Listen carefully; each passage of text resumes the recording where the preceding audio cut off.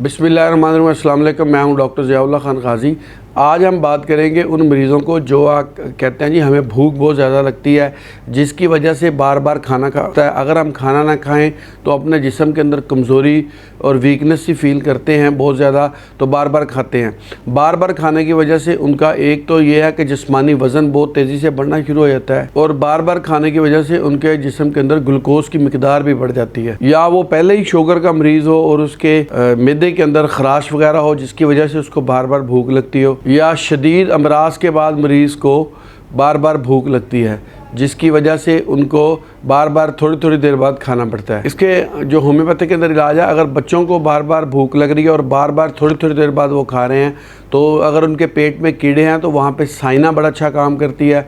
साइना 30 के अंदर लें और खाना खाने से पहले एक खुराक बच्चों को दें। दूसरी जो इसके अंदर दवाई इस्तेमाल होती है वो है आयोडम।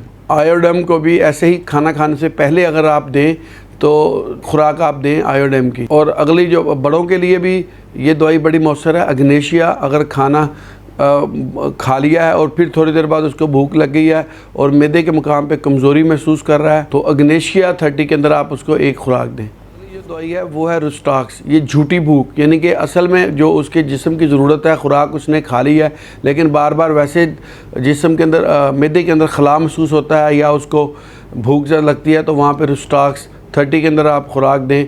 तो ऐसे जो बार बार खाने की ख्वाहिश है ये ख़त्म हो जाती है, बल्कि वो अपना वक्त और टाइम के ऊपर खाना खाता है। बहुत शुक्रिया, अपना ख्याल रखिएगा और हमारे इस चैनल का भी ख्याल रखिएगा। इसी तरह की इन्फॉर्मेटिव वीडियो मैं आपके लिए बनाता रहूँगा। अल्लाह हाफिज़।